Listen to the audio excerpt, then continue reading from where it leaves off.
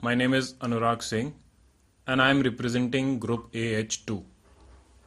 In this podcast, we have chosen the dimension of strategy for company McDonald's. First, I'll take you through a brief introduction of McDonald's. It has a worldwide presence across 119 countries, serving 68 million customers daily. What started as a hamburger joint has now expanded its menu to include salads, wraps, and coffee. The core strategy McDonald's follows is globalization. McDonald's always offers its core menu no matter where one goes on the globe. However, the menu will always include a variety of items catering to local preferences and unique cultural tastes. For example, in Greece, McDonald's offers the Greek Mac, which is essentially a Big Mac drizzled with tzatziki sauce and then wrapped in a pita. In India, Big Mac is served as Maharaja Mac. Now talking about strategy in terms of cost. Using Porter's generic model, we can say that McDonald's essentially follows the cost leadership strategy.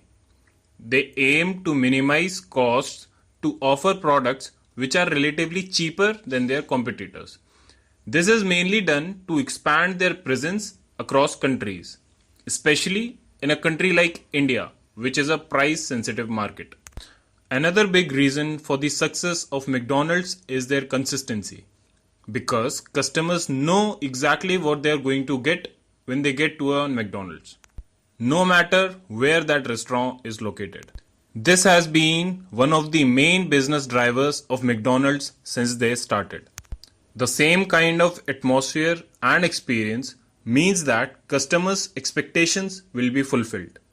Despite its geographic variety, McDonald's has paid a lot of attention to detail to ensure the values are applied globally. While formulating strategies, it is important for McDonald's to take the miles and snow strategy typology into consideration. The firm can take 4 approaches: prospector, definer, analyzer, and reactor.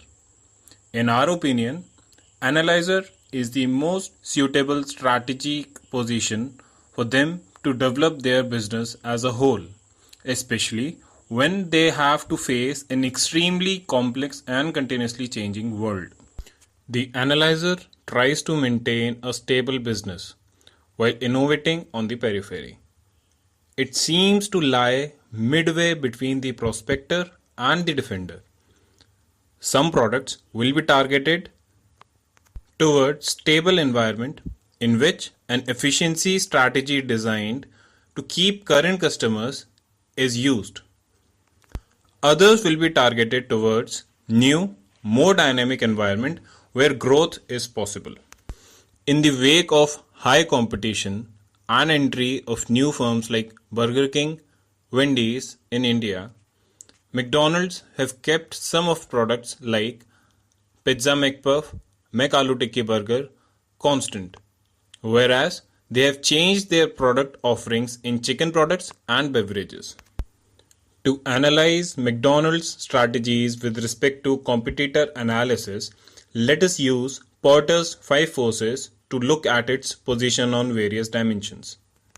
When it comes to suppliers, the company relies upon numerous service providers for the supply of food and other related items. But still, we would say the bargaining power of suppliers is low, as there is abundance of potential suppliers, and also because of the low level of uniqueness of products provided by suppliers. Bargaining power of buyers, we would say, is high, as there are various choices available to customers from numerous rival outlets like KFC, Burger King, Subway, etc., which have also started to offer almost similar menu as McDonald's. For the same reason, we would say that the threat of new substitutes is high. Burger King has entered the Indian market with a wide variety of vegetarian items in menu. KFC, in spite of being primarily belonging to non-vegetarian segment, has introduced vegetarian burgers to compete in the Indian market. Rivalry among existing firms is fierce. McDonald's faces competition from quick service eating establishments, casual dining full service restaurants, street stalls, cafes, takeaway providers, coffee shops, etc. Threat of new entrants is moderate, as on one hand, fast food market is near the point of saturation in many locations, and the economies of scale derived by major market players such as McDonald's, Starbucks Coffee, Burger King can be a significant barrier for new entrants. On the other hand, opening a fast food restaurant does not involve huge capital requirements compared to many other types of businesses, and there are no legal or regulatory barriers to start a business in this industry. To have a broader perspective of the working of this organization, let us refer to McKinsey's 7S model. Let us look at the hard elements first. Strategy. McDonald's follows strategy of cost leadership and aggressive strategy of international expansion. For structure, market is divided into segments, and the head of segment reports directly to CEO and president. The aim of this structure is to support autonomy and organizational flexibility. Whereas McDonald's system are a little complex, as they refer to day-to-day activities they are engaged in. These are routinely modified to increase the speed and quality of preparing foods. Skills are the abilities that firm's employees will perform well. McDonald's has hire the smile philosophy, that is, recruiting on qualities and not on qualifications. On the staff aspect, McDonald's incentivizes and supports desired behaviors through two bonus schemes. Each month, all employees in the top 10% of restaurants based on mystery shopper scores receive a bonus. Restaurant managers are also eligible for a quarterly bonus. Under Rake Rock Awards, best business managers across Europe are recognized. Conforming to informal and relaxed atmosphere, emphasized by the manager's calm attitude and the McDonald's 100% customer satisfaction goal, one could expect a middle of the road type of management in which the leaders behave as compromisers, exhibiting both people and task oriented behavior.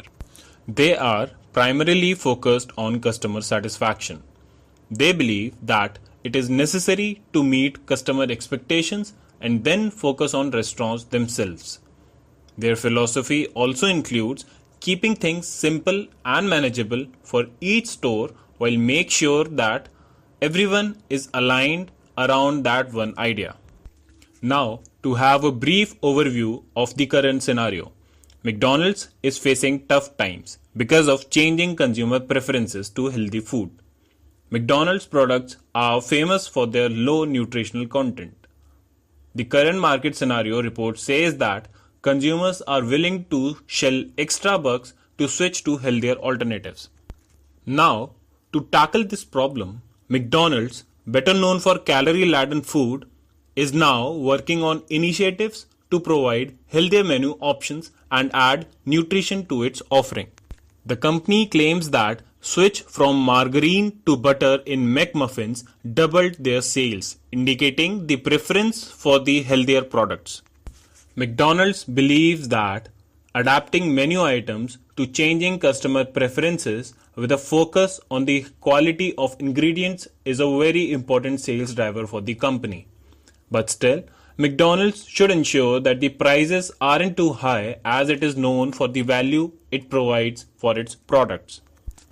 Hence, it should find a right mix between both the options.